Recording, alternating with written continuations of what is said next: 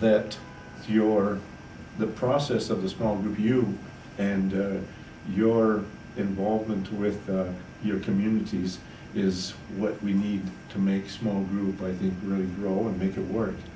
So if it started with you, you know, I'll just say a little bit, we talked, some of us, most of us last week, set the foundation for the small group. The idea that the small group is for growth. Meaning, are we going to grow? Well, just like we're going to grow with within our own understanding, with our own, be able to understand more about both dialogue and leadership. And just one of the basic principles that we learn here is that behind small group and discussion and listen to one another, we grow in our values, right? In our being able to listen to each other's values. And I know very well that each one of you doesn't agree. I can see it. I know that we're going to have some disagreement during this time. And disagreement isn't bad. Right. Because sometimes we think that whenever we talk about leadership, we have to sort of like narrow it down, narrow ourselves down, and come to uniformity or agreement. But that's exactly not what we're going to do here.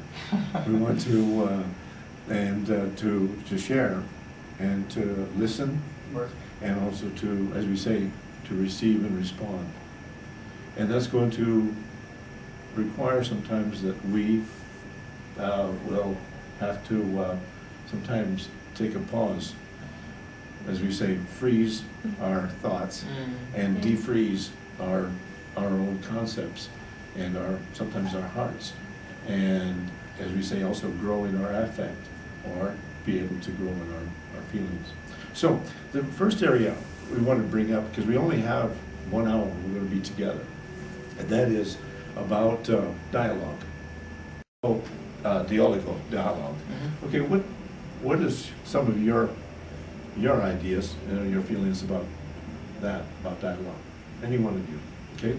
Sure. I mean, I feel I was introduced to this word since middle school. We've all seen it in books, right? You know, when you see a little quotation marks, dialogue. It's a ways to achieve your point, like a vehicle to get somewhere, to get some kind of point across. It could be to anyone, you know, whether you're dialoguing, you know, maybe someone talking to their son or whatever, you know, to maybe a lot of people. Dialogue simply means, I feel, a vehicle to get your message across to someone. Could be the many different levels you can have a dialogue. You can even have a dialogue with yourself.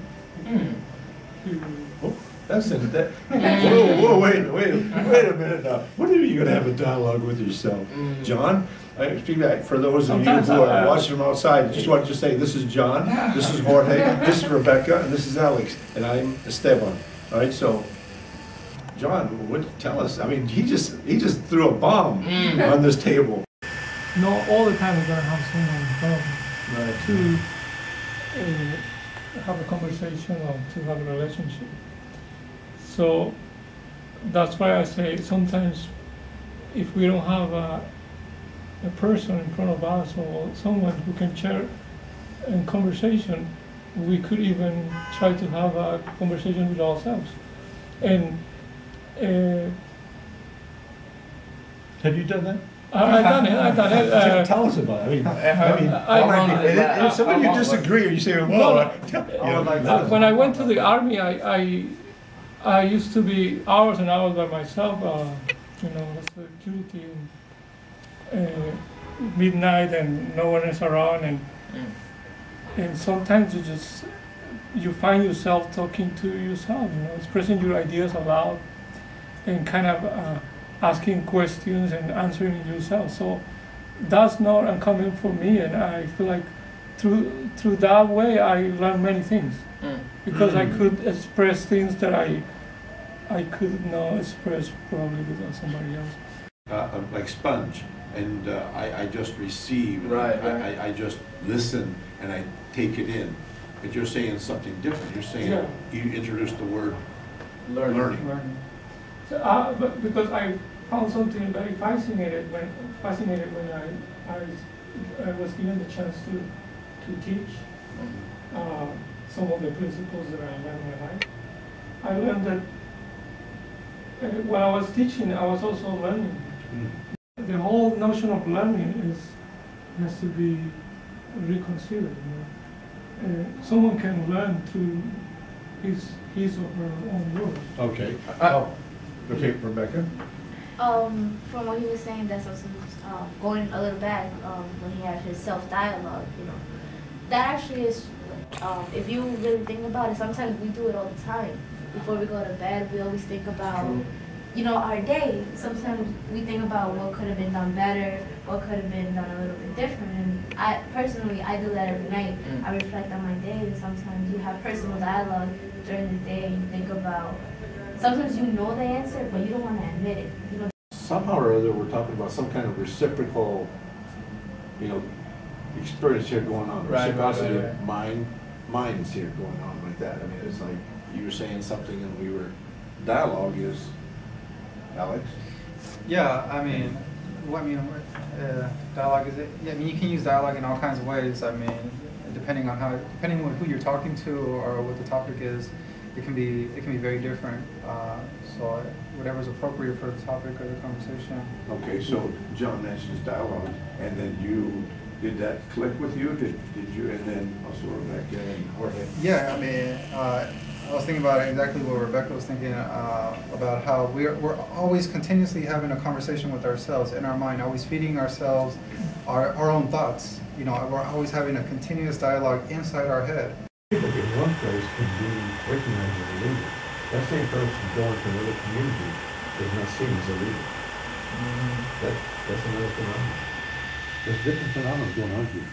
Somebody who is really like, some people can go into some communities and the community doesn't see that person as their leader. But then some people can go into the community and be embraced and seen as their leader. You follow, right? Some people, when they just go into a room, it's like you can feel electricity. But they can, the party, it seems like it's just, they can be the center of the party, the center, and then some people, when they go into a room, Oh, Reverend, go on. Talking here, it doesn't matter what I mean, we're all, it's each of us, we're just talking here today. Well, during a small group, right? Come to think about it, I feel like leaders are born. Because, think about it, if you talk to a little kid, you ask a little kid, what do you want to be when you grow up? They have unlimited, just not even no concept of anything that can get in the way. I want to be the president of the United States. Right. I want to be an astronaut. I want to be. What we were discussing? Basically, what I was thinking about this whole discussion was when we got into the subject of leaders. Are leaders born, or are they guided? Maybe we would never answer, but just having the concept and knowing what other people think about that, it just opens your minds to other ideas. It became that a true leader is people that are recognized everywhere. What your actions as a leader will be recognized everywhere. How far does leadership go? It's global. That was my awareness it became to the leadership. We evaluate it because we live in a changing world, and all the ideas and concepts we so far thought it was written in stone has to be reevaluated in order for us to move forward as a humanity. And as you had mentioned about man and woman's relationship, and also different levels, right? On the different dimensions. Yeah. Talents and skills. Go ahead. And there's all types of leaders, so and for every type of leader, there's different types of skills.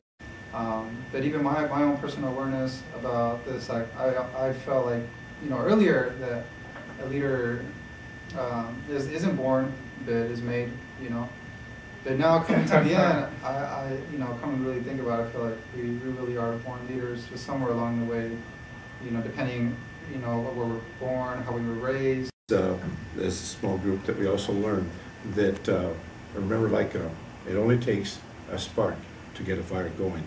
So continue, I hope you can remember this day, and everybody who listened, that we want to share with you this time, be encouraging to you, to also to discover what is a small group, and that it's not right now, we're only individuals together, but later, gradually, we'll become a small group.